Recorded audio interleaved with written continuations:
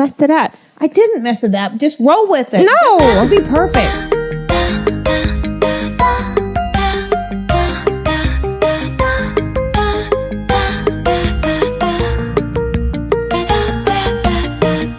Welcome to your true new best friend. She's not my sister. It's been about a month since we've been here. It is. It's been a month, and part of it is because we're learning how to do this podcasting thing. We are learning how to do this podcasting And thing. we have upgraded. We went from a beater kind of car level, and now we're at Mercedes. So what happened is we said it was like a year we talked about this podcast, but it's been more than a year we've talked about doing it. And so we were like, okay, we're just going to start a podcast. So here's we went the camera. on Amazon. I think we bought a camera. We bought a couple of lights. We bought an audio box and 2 mics. And the first one, our audio was actually pretty darn good. Audio is great. The camera was a little far back, and we realized that, hey, we wanted the close-ups on each side. Yes. We wanted to be professional. So it's been a learning process. The cool thing is we've all learned. We actually have somebody on staff at Redkin Productions who was did podcasting in Peru. So that's come in really handy. Yes. We've been a little out of control with spending money, but we are going to sell this now at Redkin Productions Digital Domino. So if you have an interesting life, an interesting business, you should come to Redkin Productions and start podcasting. Because we are the guinea pig. The quality we have worked out every there is. Every problem. This room, there's multiple places that you can shoot. We have multiple scenes. So we already have 2 clients that signed up that they're going to give it a whirl. So wow. I'm excited. I'm excited too. I am on my podcasting adventure. You're on your podcasting era. My podcasting era. Well, technically, Donnie and Haley in the other room are on the podcasting era. Producers, I'm just showing up. They're on the podcasting era. We just show up. My credit card's been showing up a lot. And also, this is good for us because people think we're together 24/7, that we're inseparable. We literally hardly see each other. And technically, it takes an act of God to get us in the same room at the same time. It's mainly me being like, I actually need my mother to come mother me. I don't like the mothering. Hey, did you notice on the last 2 podcasts, I had this weird thing I was doing with my fingers? I kept doing this. I didn't even notice. Okay, don't let me do that this time. I don't even know what that was Sit about. on your hands. I was like doing this the whole time. So I have no idea. Okay. I didn't notice at all. Well, and now you're going to notice it when you watch it back. And then we both were like, you know what? I don't feel like putting on real clothes today. I know. That's so funny because our first 3, we were bringing it. We were bringing the style, and now it's like I've got dirty joggers on and my workout sweatshirt, and you're in your workout clothes. Perfect. I love it. Real life. Yeah, real life. Because I honestly didn't feel like dressing up. I've been on a Zoom call for the last 24 hours. Well, not technically 24 hours, but technically. It felt like 24 Basically, yes. And so I just needed to be a little more casual. Exactly. And so are we going to talk about dating updates with you, or are we going to read a couple of... Yeah, well, what's happened? So... Give us some dating I was a little more negative about the dating world. Yeah, you were a little bitter. I was I had an experience. I don't like it, and but I had a really great person that was being wonderful. He did all the right things, pursuing really well, setting up really nice dates, learning sign language.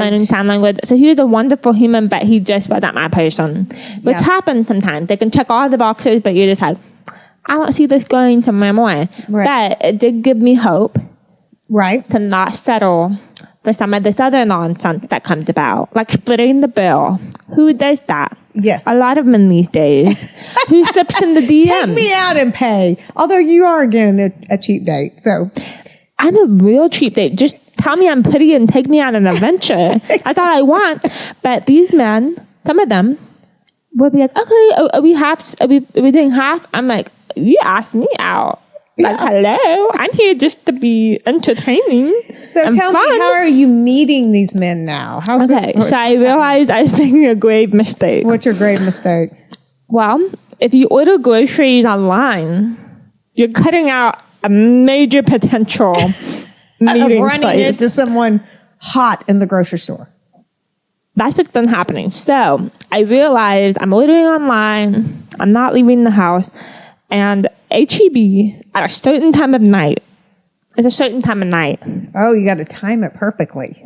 I've realized that there are a bunch of good-looking people coming in and out at this particular time. So if I'm ordering, I'm cutting out one of the two places that I go to most to meet potential mates. Which is? HEB and church. That's really it. So that's all I got going on. You actually go to a church that doesn't have any singles groups. There's literally no singles. And then it's the DMs, and that right now is a battlefield. That's why I was singing Love is a Love is a battlefield, because the DMs right now are like wild. But they're shooting the shot. I gotta appreciate it. But yeah, HEB was wild. Somebody met me in the veggie section. Yeah. And we both reached for the bag at the same time. Like, huh. And he had a Second Amendment shirt. Like, okay. Perfect. And then, then he kind of creepily pulled up next to my car and asked me out. That's scary, I don't like that part, but, I was like, I appreciate you shooting your shot, but this is a no for me. Like, who said that on American Idol? Randy? It's a no for me, dog. So that's how I was doing. But I appreciate it. So I have had some good dates. I'm feeling a little more hopeful. Hopeful with the male species. Yeah. Good. Yeah. Good. I'm glad to hear all that. Well, hey, we said that we were going to read if people left reviews, and we actually had people leave reviews. People gave reviews. Shocked. What the heck? Shocked. We love that. You guys love us. Well, we need it. 8 people on YouTube. I can't figure out how to do the Spotify. Yeah, I don't think. Are we yelling? I don't know. Are we yelling? I feel like we're yelling. Okay. We always yell. Yeah, okay, I'm going to read from @Natalie Millen. Love y'all so much. This was a roller coaster of an episode. Haha. But I'm looking forward to seeing y'all 2 times a month, maybe weekly. Yeah, I'm so blessed to have met you in 2018. Nice. This one's from Beckett Kim 423. This is 1 month ago, so we're a little behind.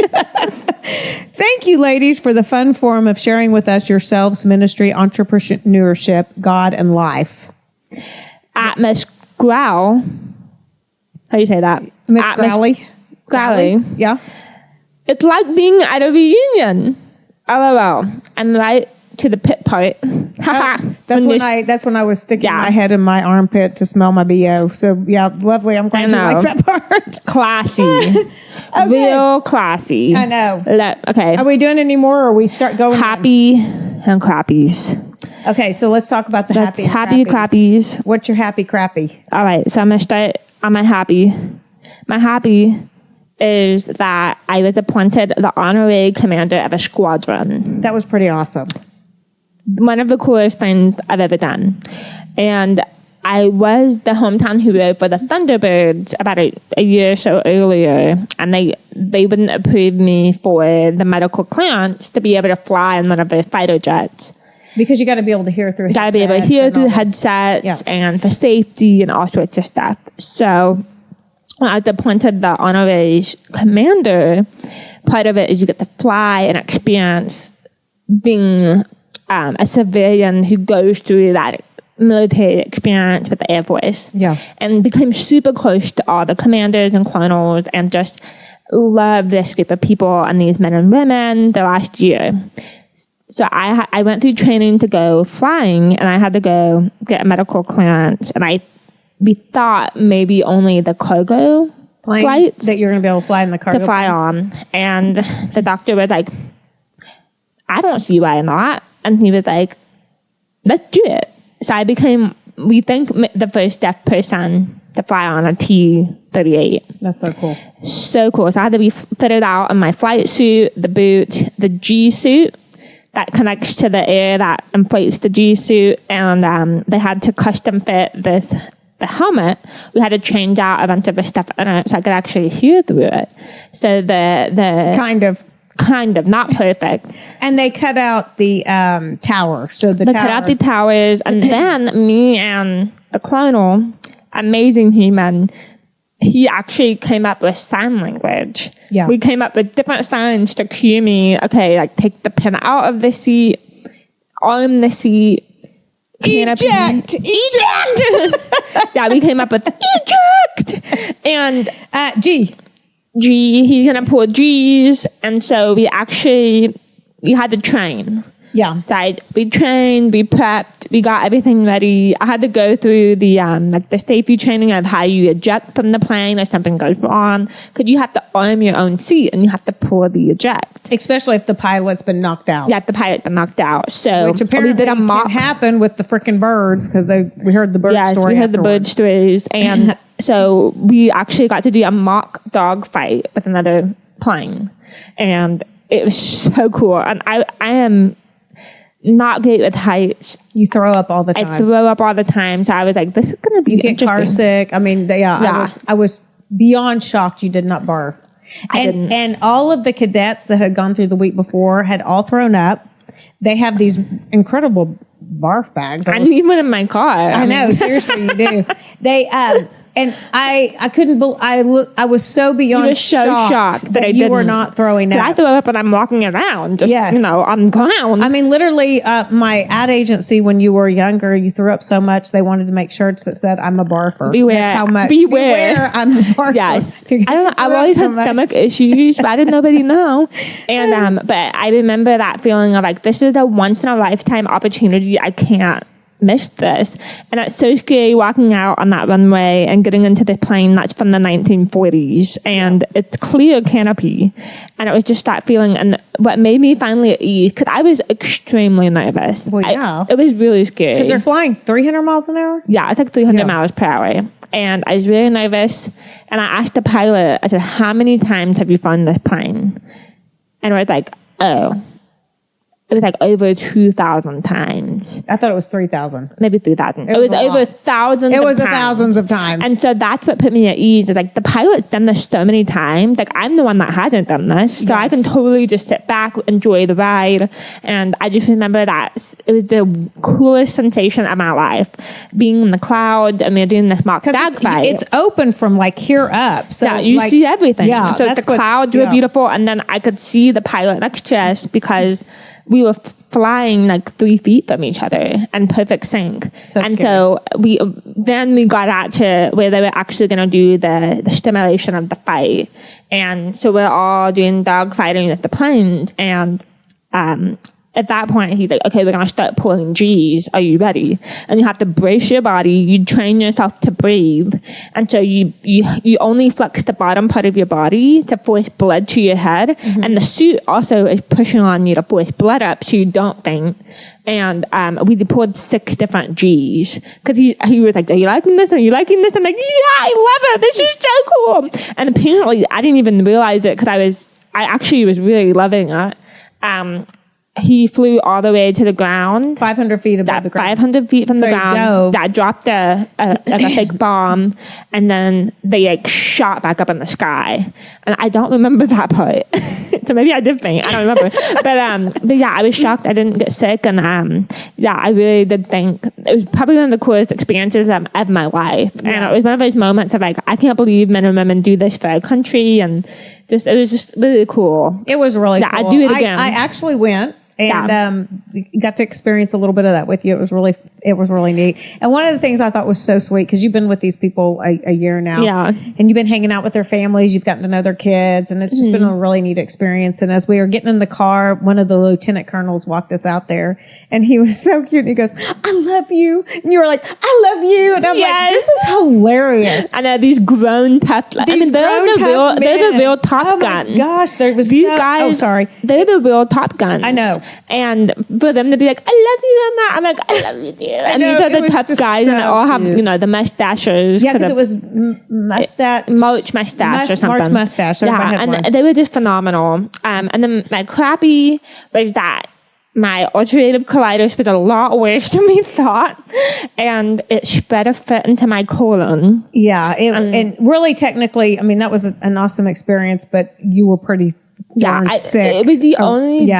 Like, I had to pull it together to go up on that flight. Yeah. So this last month was extremely hard. I was barely functioning. I mean, just going to bed and just worn out because your body's tired. Because what's happening is it's an autoimmune that attacks your own body. Right. So I was just so worn out. So that's the only really bad part that's been happening is that I need to be at my highest functioning capacity because I don't do well. I don't do well when I can't do things. So you went basically, and we're gonna. Are we talking about this on this episode? No, we're not. No. We are gonna have an episode that we're gonna talk about. Like health trainings and things. And ulcerative colitis, because I have it and Emma has it. Yes, thanks for giving it to me. You're so welcome. So anytime. rude. We both of us had it at one point about 10 centimeters, and now you are at 30 centimeters, which is about 12 inches. Yeah. So a big portion of your colon or your intestine is diseased now. Yeah, I've been trying to save my colon. Yeah. So forgive me if I wasn't present or doing great at work lately because I definitely was like, I got to save this colon. Yeah, it's been terrible. It's been a terrible experience. So that was pretty crappy, and that kind of made me have crappy because you had to be a mother. I was having to mother, and that's not your favorite thing. I love to mother, but not like whiny. You don't like whiny stuff. I don't like anything whiny. In fact, I probably have told you to quit crying multiple. Did I just tell you to quit crying? Was that today? Yeah, you always tell me to quit crying. I know, I get so annoyed. So last week I finally felt good. So I was crying tears of relief. And you were like, stop crying. And I'm like, these are happy tears.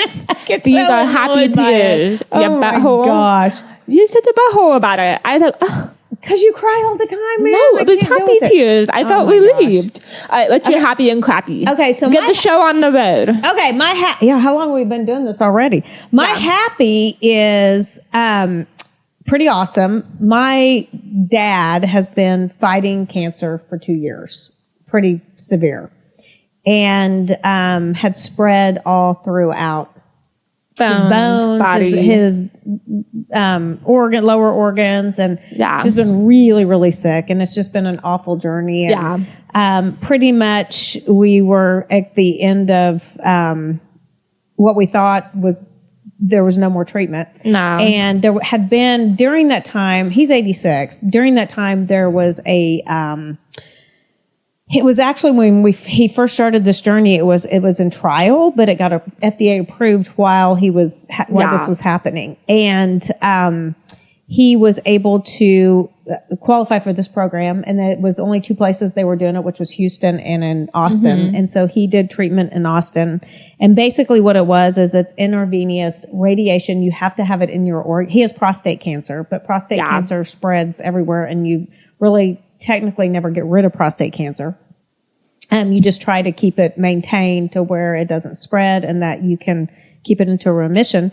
And so, so you have to constantly be changing your drugs to make sure you stay in remission. And so anyway, this new drug has been just incredible, and it's radiation that you take through intravenous. So he's radioactive for like a week. It's like that song. And pretty sick. I mean, it's pretty awful. And my mom and him can't touch, and they can't be in the same bed, and she has to wear gloves, and it's a big, huge scene. But anyway, he finished his treatment, and his PSAs, which are the count for cancer and prostate cancer, he was 0.01, which is you can't go much lower than that. So we're real excited about that. Yes, especially like the direction it was going. This was the last hope. This was the last hope. So it's exciting to see that, because I had it on my prayer board for the last 2 years. So that was really special to finally be like, okay, I can be like, okay, God's answering this prayer. And so that's been really cool. That's been definitely the happy and has been just an awesome relief, and just, that we get to keep him for a little bit longer, and that's been awesome. So my crappy, I have notes over here, so I have to look. Oh, you know what? I was going to talk about my prescription glasses, but really I think I'm going to talk about my knee. Talk about your knee. My knee's been probably my worst. Yes. I have for months my knee's been hurting. I feel like this is a medical podcast. I know it should be our medical. We should have skipped this part because we have a medical podcast. Yeah. But anyway, I've had this. I have Sjogren's, which actually attacks your joint, attacks your eyes, attacks everything. It's a pain in the butt. But anyway, my knee has been killing me from working out for about 6 months, maybe 8 months. Yeah, and I didn't even know. Could you silent suffer? I'm a silent sufferer, so I don't say anything. So I like to tell you every little thing. I'm like, this hurts. No, I'm quiet on my suffering because I think you should be. But my knee's been killing me, and I've had to adjust my workouts. But then I'm very clean in my house, but I'm very messy in my office. And I like to lay all my job sheets out on my floor so that I can see what I need to be doing. So I had all these job sheets laying, and your brother called me, and I was on the phone, and I was talking. I was pacing. You're pacing on the phone. And I hit one of my job sheets. I did the splits, and I fell on my knee. And I'm sorry. Then it got really bad. So I had to go to the doctor, and I had to get an MRI. This is all this week? Yes. You did the splits? And the splits last week. I had to get an MRI, and then I got the results. And I basically he goes, your knee is very messed up. I have a torn meniscus. I have something that's sprained. I have fluid in it. I have a degenerating kneecap. I have degeneration in my my kneecap that hooks into my what's this called? Patella? Fiber? Not fiber. Patella. No. I don't know, lady. Femur. There you go. Your femur? I think that's my the longest bone in your body, anyway, right? I have a jacked up knee. That's where I'm headed with this whole thing. I'm sorry for you. Yeah. That's so really anyway, sucky. that was my crappy. Yeah, that's your crappy. I know. So and we're going to talk about the best subject in the world. Hank. It's Hank. You know, people just really, he doesn't bark. So I wonder if he would, the only way he barks is if you speak to him. I wonder if he'd do it. Hank, up. Let's go. He doesn't want ready, to. Jump. Oh. Hello. Ready? Ready? Speak. Hank, speak. Speak. Nope, he's not going to do it.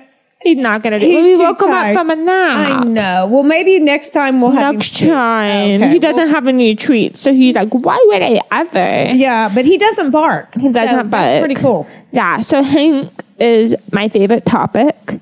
The most photos on my phone are Hank. Yeah. And Hank came because of a hard season in my life. But it ended up being the best thing that ever happened to me with this dog. Yes. I love him more than anybody else. I'm kidding. I love you guys too. But we're pretty obsessed with Hank. Hank is who we're obsessed with. And so in college, I one day woke up and I could no longer hear my white noise machine. I used to have some hearing. Some residual hearing. I had some residual hearing. And you had lower tones. I had low tones. No high tones. Well, it's the weirdest feeling in the world is when you wake up and you can no longer hear something that you went to bed hearing. And I remember that feeling. It was like the walls were closing in. And at this point, I think I lived by myself or something. In that house. I don't know if you lived by yourself or you lived with a roommate then. Yeah. Maybe Jasmine? I don't remember. No. It was in the Bonnie. Oh, that's right. Yeah. Okay. So I woke up and just couldn't even process what was happening. Everything was silent. Because I could kind of hear without hearing aid, especially a noise machine at night. And so that kind of spiraled me into a really tough season with anxiety, panic attacks, depression. And this is a sad topic. I know. And you know what's weird is I know that you were really struggling privately and I didn't really know the extent of it until we went on vacation with you. We were in Italy. We went to Italy and I mean, this is like, it's late. We were relaxed. Yeah, it was right. We're drinking wine. We're eating pasta. We're sitting in this plaza square. And that's what was so sad is like, I actually was in a really great season of life and I was fine, but physiologically in my body, it was uncontrollable. And you'd be sitting there and I was like having a great time, having so much fun, like doing things that were important and enjoyable.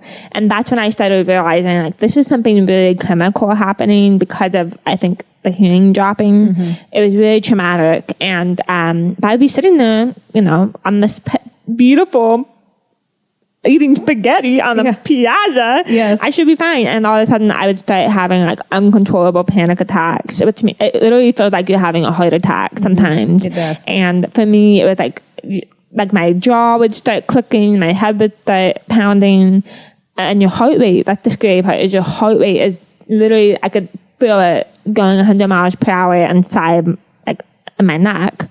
And so that's what was so scary, is I couldn't control what was happening. And I was probably having maybe 5 to 10 a day. And that was really the first time that we became aware of it. I mean, you had said that things were going on, but you didn't live with us, so we didn't really know it. So I would wake up at night, and at night you're at rest. Right. And I would wake up at night and be in the middle of like a full-fledged panic attack. And a part of it was that I couldn't hear a lot of things anymore. Like, even music was different. My surroundings, and it was a really tough time of just like, I couldn't believe what was going on, and I had to get new hearing aids and all this stuff. And so I think God didn't realize that it was that bad to that point, and I was kind of suffering in silence because, you know, there's so much issues around mental health. Nobody really talks about it. Especially then, I feel like people are just starting to talk about that. Were you in pageants during this time, or was this? Yeah, I just finished Miss Texas the second time. The second time. So this is 2017. Okay. And so I remember, especially the one night, I was going to a party that I was actually excited about, and I started having a full-blown panic attack. My heart is pounding, my chest hurts, and I ended up kind of in a haze. Like, I don't remember anything. But I ended up leaving my car in the street by a hospital. You were trying to get to the hospital? I was trying to get to the hospital because I thought I was having like an aneurysm or something, because my head, my veins were like popping out of my head. I think that's part of when people do have panic attacks, they really think it's something serious. They think it's like a medical thing. Yeah, I thought I was having like something medically really serious happening. I could see the vein popping out of my head, my heart was like hurting, like everything was just hurting. So I ended up somehow at the hospital, and I don't remember anything. I left my car in the street and ended up in the hospital. You left, so the emergency room was on the other, like it's Methodist Hospital, so it's basically a block, and you parked on like the side where you would go to some of the physicians' offices, just literally like in a pull-in alley, and the emergency room was 2 blocks over. And I guess you were wondering the hospital halls, and they finally got you to the emergency room. Yeah. And of course, we live in Bernie, which is a good 40-minute drive. So far away. And got a good friend. Ended up coming with me, and they came. So everybody sat with me, and at that point they were like trying to give me a pretty serious. I think at first they thought you were on drugs. No, they really were nervous that I was having an aneurysm. They thought at first I could be having something wrong. Yeah. Because I was worried, because I knew friends that had a stroke pretty young. So there's some weird stuff. I was like, maybe this is something serious.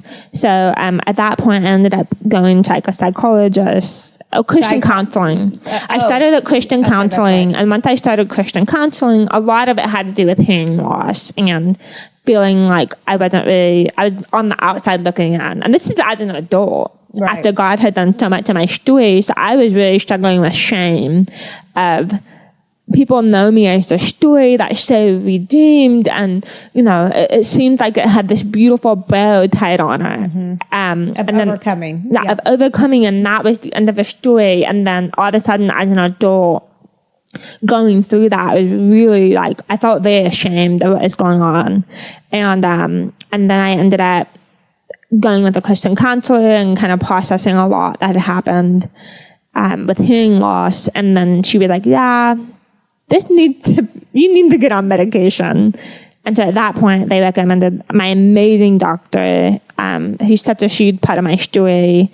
And he put me on medication, and it's a psychiatrist. So you went to a psychiatrist. Yes. Yeah. And I was very against it. Like, I can't even tell you, I didn't believe in that. And I do think most people are over medicated, but mine was so obviously physiological and chemical, because I would just be sitting at rest and all of a sudden have a full-blown panic attack. And this was going on all the time. All the time. It was like a year, at least 6 months leading up to getting on medication. And so once I got on the medicine, I could function. It brought me to a level of being able to function. I went from constantly being in anxiety, having panic attacks, to all of a sudden being able to feel like myself again for the first time in a long time. And so I really do believe in that God made medicine. I believe he made great doctors. I do think most people are probably over-medicated, and they kind of throw medicine at things. But for me, that was actually a very important part of it. But I still had a lot of issues with not knowing when people came up behind me. I had several instances where I would be walking. Someone would know me out in San Antonio, call my name, and then eventually come up and grab my shoulder. And I'm like so on edge all the time that I'm missing something. And part of it was that I was really good at bluffing.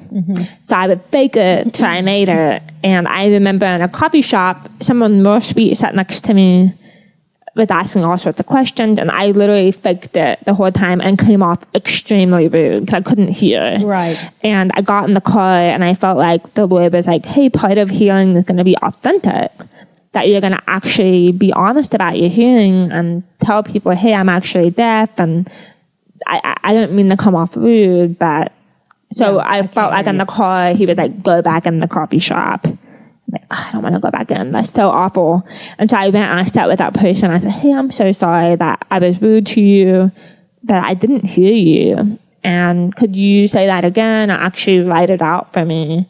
And that person was so sweet. And that was a huge part of my healing, was that I really had to be authentic and not fake it, because that's what I struggled with, was I'm not real. Right. That people, I'm not really connecting with people. I'm not really having relationships because I was bluffing and kind of faking it so much. But that led into the discussion. I remember we were all sitting in Branson, Missouri, for Bo at camp. We always were in Branson. Yeah, spent a lot of time in Branson. But it's old people Vegas. Here's the deal. I have the worst memory because I don't even remember what happened. No, I don't remember. Oh, I remember. I remember the San Diego trip. Was that before or after San Diego? Oh, that was after. So San Diego. Wait, Branson was after San Diego? Okay, so San Diego was what really made both of us think about a dog. We were in San Diego we were ambushing the cochlear implant president to try to get him to do it. And a few others. Yeah. He was our main goal to get. And people don't realize we ended up becoming salespeople for a mission. Nonprofits is selling a mission. For sure. So you become a salesperson. And so we went from, you were there. Were you selling the good vibration? Yeah. You were the spokesperson. I was the spokesperson. I was the caboose. You were the caboose. But I remember I went from booth to booth to booth pitching this. Yes. But San Diego. So San Diego, they block up. They have the convention center that's like on the ocean, and the street leading down to the convention center is shut off. Like it's pedestrian only. They have a public transit, like a tram or a train. Yeah. But for some odd reason, this tram does not have arms. So when it's coming through, the road, could legally, I think you have to have the arms, you have the to lights. have an arm and lights. And there was lights going, but you and I were deep in conversation. You were looking at me, trying to read my lips, and we were walking down the street. Mm-hmm. And as we're getting closer, of course, I'm hearing the dinging and everything that's happening with this tram or train or whatever it was. And I'm thinking, you're going to stop. I mean, because obviously it's coming. And usually you can feel those things. Like you can feel the vibration. Yeah, it's on a rail. So I can't feel it. Okay. It's fast. I didn't remember it was on a rail. But I do know there was a lot of sound associated with it. And you keep walking. And I'm like, holy crap, she is going to walk out in front of this train. And I literally grabbed the back of your shirt and pulled you back in. Mm-hmm. And I think that was one. And then we looked it up, and deaf people die on trains all the time. A lot of people. There was a Miss Texas deaf, not through America, but there was a deaf pageant, and that person died from a train. So shocking. It's very common. It's very common. Yeah. Okay. I always almost got hit by cars. Oh yeah. People backing up. Well, people don't look, and they start backing out, and so most people can hear and kind of see that. I mean, I don't know. And cars coming around the corner, I have no idea. Well, you were just getting so fearful. Just everything was becoming so fearful for you. At one point, I don't think this is when you were actually living in San Antonio, and you started texting me that you felt somebody was knocking on your window. I think your roommate was gone that weekend. Yeah. And you were like, somebody's knocking on my window, and you were freaking out. And this was probably 10 o'clock, 11 o'clock Yeah. at night. And you fled, like you left the house and you went to your grandparents.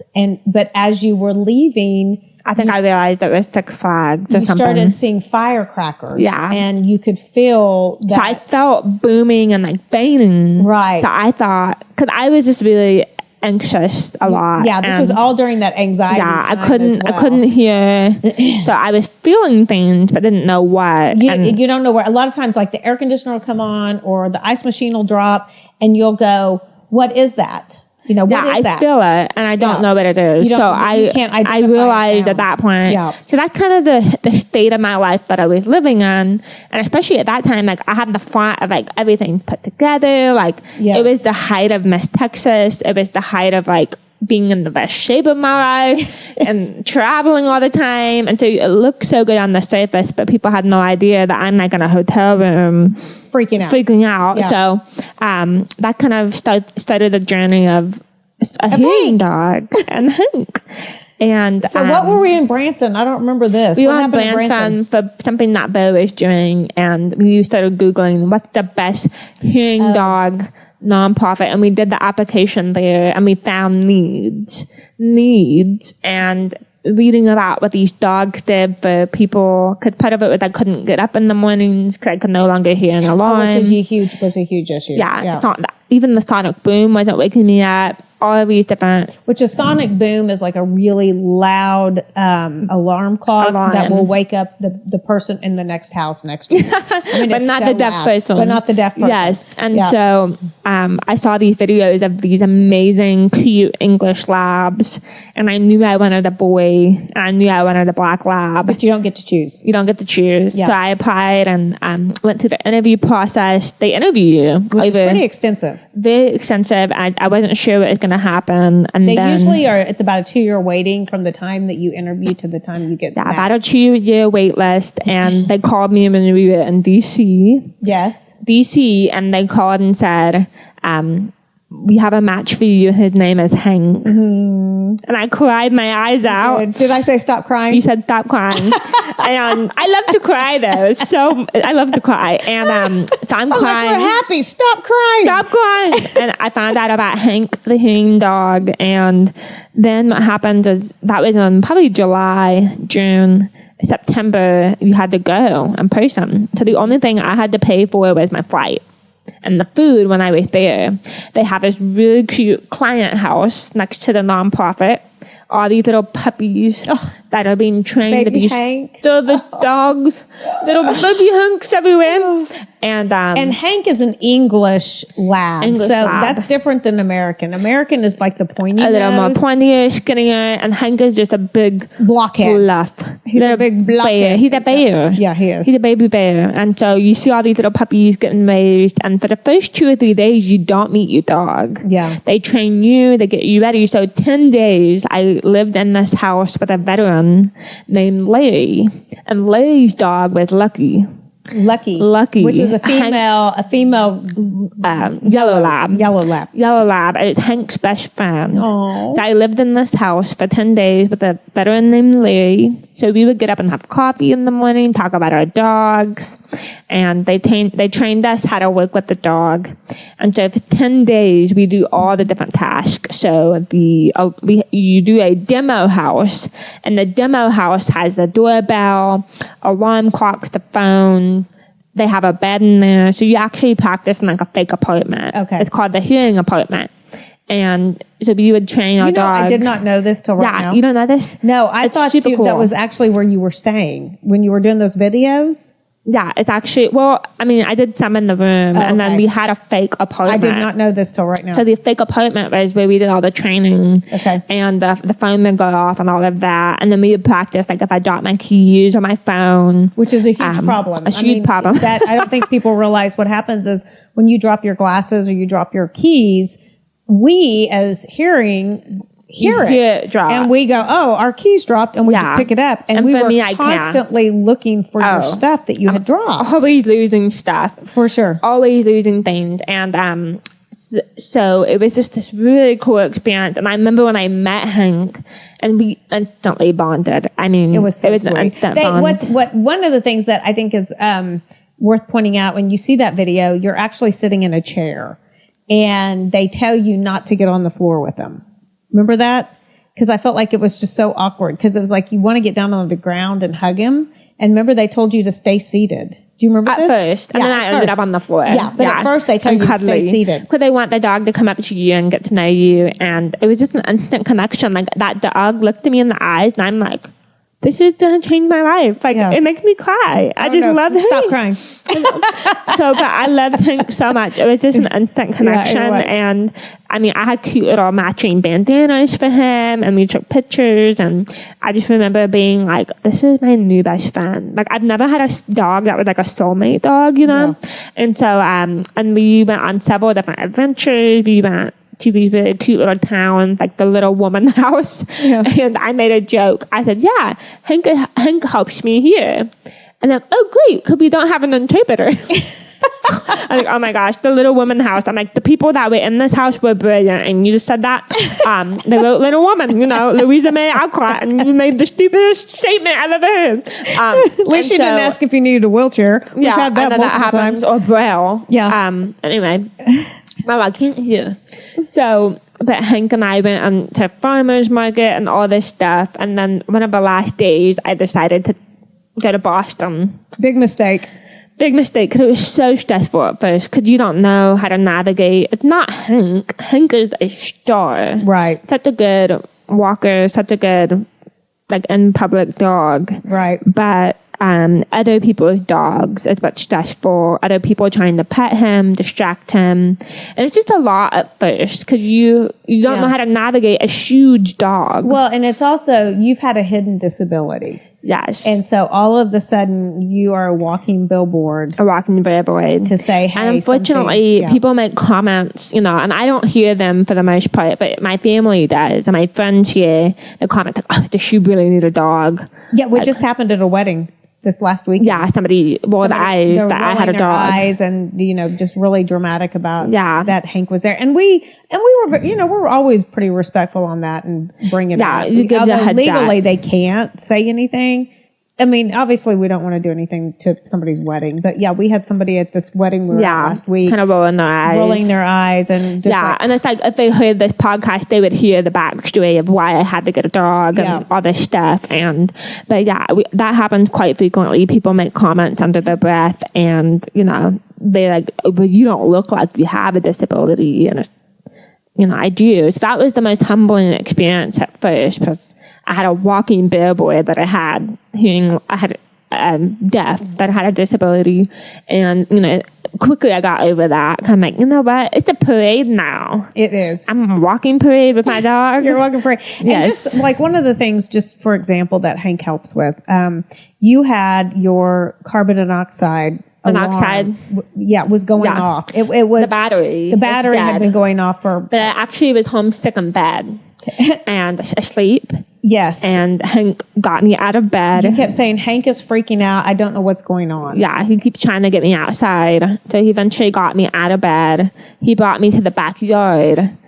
And then he brought me to the front driveway. And refused to go back in the house. Refused to let me go back. He would not go in the house. Yeah. And so I called a cousin. I had you put me on your speakerphone and take me back in the house. Yes, I do remember. Said, there's an alarm going off, and then I called your cousin who happened to be close by and sent him over there. Yeah. But that's a perfect example, is that you couldn't hear an alarm going off. Yes. And he heard it and was adamant that you were going to be out of the house. And people come up to me, Hank, that's why he has what's called a gentle leader. It's not a muzzle. Yes, if you want to make me mad. A little piece that goes over his nose, but he has full access of his mouth. Full access. And that helps me know what he's looking at. Because he looks at sound. He puts his nose in my hand. He goes back and forth to sound. So that's why you don't distract the service dog. And that's why he doesn't bark. Because it doesn't help you. When you don't have hearing aids, you don't hear at all. I can feel so it, barking is not a helpful thing for you. Not helpful. But he goes back and forth to the door.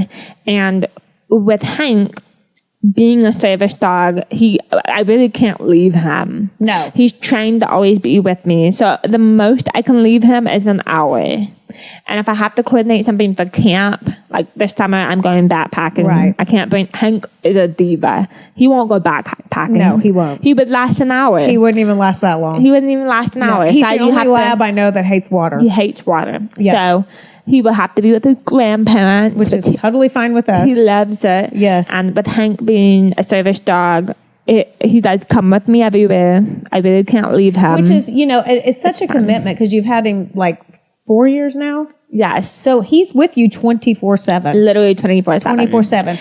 Which Fantastic. I know, sometimes that's hard. It's hard, especially getting in and out of cars, if it's raining. Traveling with luggage and all of that. Yes. But coordinating. just being, he gives you so much peace because he does alert you. And, when you're traveling in hotels, you have him as a safety. Yes, and they always forget to put me in the accessibility room. Even though you'll request it. Yeah. So, yes. if there was a fire, I would die. You would die. Yeah. You would burn up because you wouldn't even know what was going off in the that's hotel. what Hank does. And Hank is just, and also my best friend saw me with Hank for the first time and she was just like, you are finally at ease. You're finally at peace, because I am pretty anxiety, and so Hank, I feel like, immediately got rid of any anxiety. It did. It was so life-changing. And I think just a lot of things too, that with deafness so much is loneliness. Yes, and isolation. In isolation, because it's really hard to follow the conversation. So going back to the bluffing and the pretending, you're always pretending that you know what's going on when you don't. And so much of the time you just would zone out and you weren't even in the conversation, but you were physically there. And I think that he has brought that, he's taken so much of your loneliness away, because you always don't make me cry, because you always have your best friend with you. I know. And so and he brings so much joy to so many people. Oh, and he does. He always finds that one kid who needs him. So we work with children who have a lot of trauma, or they can't hear. Yeah, why are we crying? But children with trauma, and he always finds them. And he will find that one kid and lay on them and comfort them. And even when we do audiology testing at the nonprofit, he would go and sit with them in the booth, because some of them get really nervous about testing. So he would actually sit with them. For PTSD, but he got put with you because you work with kids and you fly so much. And they didn't want to waste that trait. They didn't want to waste that on it was between somebody. Me and a famous talent agent that traveled to Europe, because Hank is trained for long flights. Yes. And for traveling. And then we have very similar, chaotic, busy lifestyles, but it came down to me getting Hank because he was so wonderful with children. They didn't want to waste that. Yeah.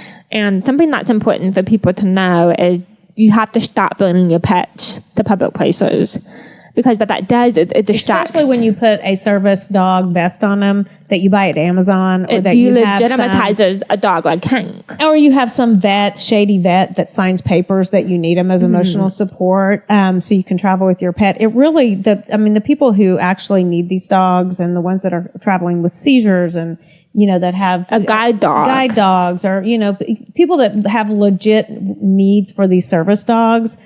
And you have your yapping, barking dog, and it just it's so disrespectful to the people who actually do need these.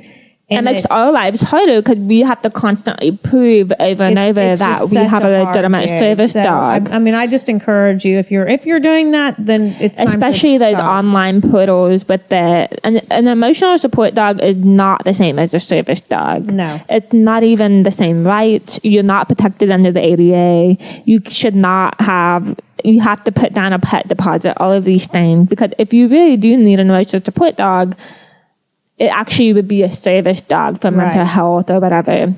So do the work and stop bringing your pets. Yeah. And what happens is I'm constantly dealing with dog trying to lunge at Hank. If you're bringing a dog to HEB, they're yapping, peeing, lunging at my service dog. It makes our life harder. Yeah. And the thing of it is, these service dogs, they have been trying, like Hank has $40,000 that some donor has put into him to be trained. And so they're a very expensive animal. And if you have a dog that's out of control and biting and hurting, it's actually it's a federal crime. It is a crime. It's actually a felony. So you can be fined, I think it's $50,000 or more. If your dog hurts a service dog. If your dog hits a service dog. It is a serious And also you can ruin their training. I have several friends that their dogs just stopped being service dogs because they got attacked. Yeah. So they no longer work. Right. So it's very serious. And also legally as a business owner, since me and you understand that side, is you can ask what 3 tasks does your dog do for you. And I can list mine off. Hank wakes me up in the morning. He gets me for the door. He can alert me for my name and more. I can say he wakes me up for fire alarms, all these different things. He picks up items that I lose. He helps me cross the street if there's a car coming. So I can list that off easily. You cannot ask what your disability is, but you can say what 3 things that your dog do. Exactly. So that's about Hank. Well, one thing I want to talk about real quick before we jump off the Hank and the service dog is one of the things that constantly happens because he has a vest, which he doesn't have on right now because he's being naked. He's playing. But it says, please do not pat. And probably that's the biggest thing. And most of the time you will let kids pat. But when we're like traveling and stuff, people are always wanting to pat. And I think part of the reason is that I understand it like this, that he is working. And one of the things that is kind of a misconception about these service dogs is that they're not dogs. But when you pat him, it breaks his focus. Yes. And he becomes a dog. So Hank has 2 very, very distinct personalities. When you put his vest on and he goes out and he has his gentle leader, he's professional. And he is professional who ignore you, all these things. Yeah, and he's supposed to ignore people. And if you take it off, he's a dog. He'll play rough. He's play. Yeah. He is a dog. And so I think people don't realize when they ask to pat that to Hank is like, oh, it's playtime. It's playtime. Yeah. I get to be, I get to have fun. And so that's one of the big reasons that you don't allow people to pet service dogs. And really why you shouldn't ask because, and it is and people make sounds at him. When people make sounds at him, he's a hearing alert dog. Right. So the whole time he's alerting me and somebody's just being like, oh, you're so cute. Blah, blah, blah, blah, Exactly. And another thing, when people ask to pet him, think about this. I'm going about my normal day. I have meetings. I'm trying to catch a flight. And all of a sudden, I'm having to stop and be like, oh, I don't want to be rude. Right. But I'm going to have to be rude. And it breaks my time. I'm in a hurry. I'm going somewhere. Right. So I have to stop and be like, okay, I have to explain about the dog. I have to say no. Which is an education. So I mean, I'm okay with that. But there's some days I'm like, I just want a normal day. Yeah. I just got to bring the dog. I got to go, Right. So that's the only thing that's like, it makes you have to stop. And for the most days, I'm more than willing to tell about it. I love teaching people about Hank. But there's some days I'm like, I'm just trying to catch my flight. Yeah. I gotta go, Right. So it just depends on the day. But and when Hank gets on a flight, everybody asks, this is probably one of the number one questions. We typically will book the bulkhead if it's Southwest. I have pre-board. If Southwest, they have to put the dog on first. Mm-hmm. That's just part of the rules of flying. The dog. All these little old grandmas give me dirty looks. I'm like, excuse me, no, service dogs go on first. They go on first, mainly because they've got to go in the bulkhead, and he goes into a ball and does not move. He loves to fly. Till it's time to get off that flight. He loves to fly. That's number one, how you tell a service dog. If the dog is up on the flight and they're not balled up, and he can go under the seat. I mean, there's been times that we haven't gotten the bulkhead, that we've gotten where we've had Mr. Flight or something. American, United, they're calling you out. And so he will go under. It's not comfortable for either one of us or you. But he does go under. He's trained for that, and he stays. He stays the whole time. He sleeps. So people will say, "Did you drug your dog?" No. He's the most spoiled angel dog ever. He just stays under. Well, let's just quickly touch on the Hank and Emma Faye show and how that started, because I think we're getting close to out of time. Yes, we are. So Hank and I have notes over here. If you wonder why I keep looking at I know, but you can't see your notes. I can see my notes. I have them on my phone. I'm being efficient. I know that, but you're looking over here out of space. Nobody knows what's going on. Okay. Yeah. I can see what's happening. So let me keep us on track. You keep us on. Okay. So with in 2020, the dreaded 2020, I used to speak at schools. I mean, sometimes once a week. You spoke all the time. All the time. There were speaking times where 2 and 3 times a week. And so that's what made me most upset was I couldn't go to schools anymore, couldn't meet kids with Hank.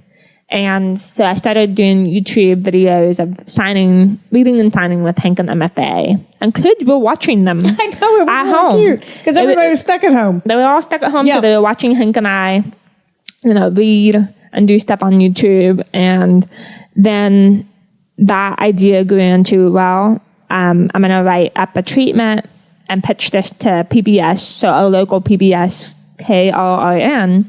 And the concept... KLRN? KLRN. Okay. I said it right. I thought you didn't. KLRN. Okay. And I went and pitched a treatment to them, wrote up the show, and basically it's about interviewing little kids that have disabilities to normalize it on TV.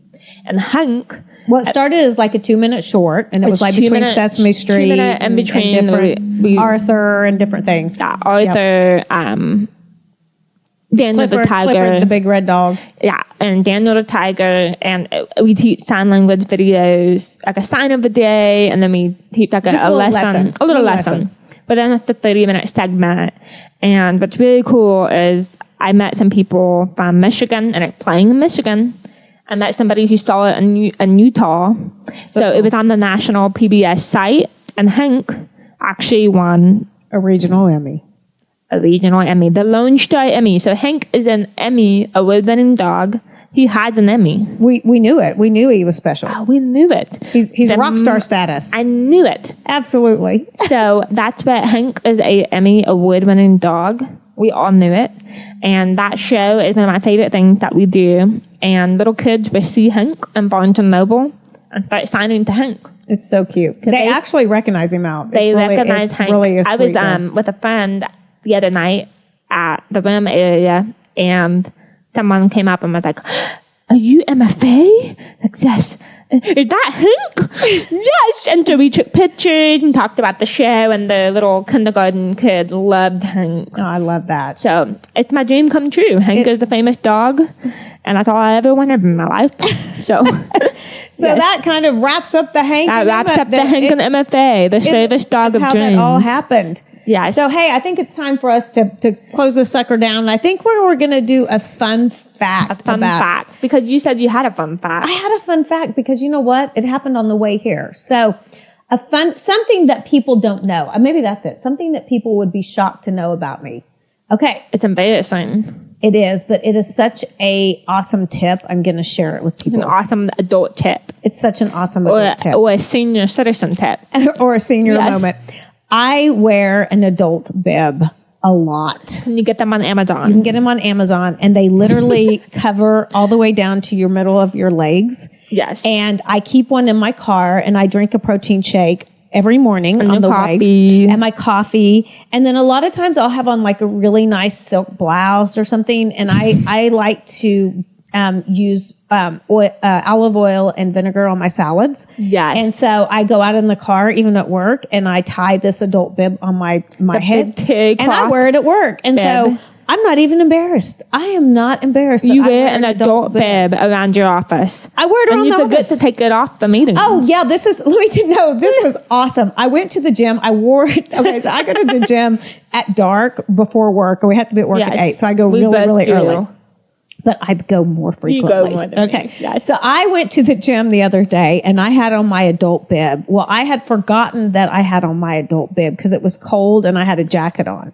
And so I went into the gym and I checked in, and I thought, I'm going to do back today. I think I'm going to just warm up on the treadmill. Hank's wiggling.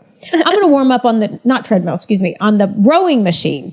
And as I bent over to grab the rowing bars, my bib flopped down, and I saw it, and I'm like, I'm wearing my bib at the gym. And so I yank it off, and I put I carry a little bag, and I stuffed it in there, and I'm sure everybody saw me. So at that point, I was a little mortified I was wearing an adult bib, but most of the time I rock it and I wear it proudly.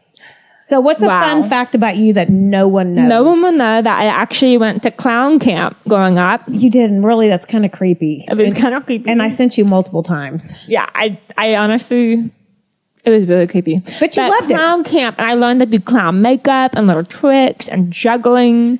And yeah, I actually really loved clown camp. Perfect. And I went frequently to clown camp. You did. So I actually could be a professional clown. You could. If I really wanted to. But that's a fun random thing. That's fun. And I think if you want to sponsor this podcast, because we are sponsored by no one, but we have people reach out. You know, we aren't. But hey, we're going to do some shout outs to our own stuff because we got a lot of businesses. So one thing about it, Rudkin Productions and Digital Domino. So what we do with Rudkin Productions, we're traditional advertising. Yes. So we do anything from media, radio, TV. We do a lot of print. We do specialty items, billboards, anything that has to do with traditional marketing. Through Rudkin Productions, we do it. Digital Domino is one of our newer products. We've had it about a year and a half. It's just killing it. Phenomenal. It is literally killing it. And I love it so we much. are doing all the creepy crap that happens with with the dark web.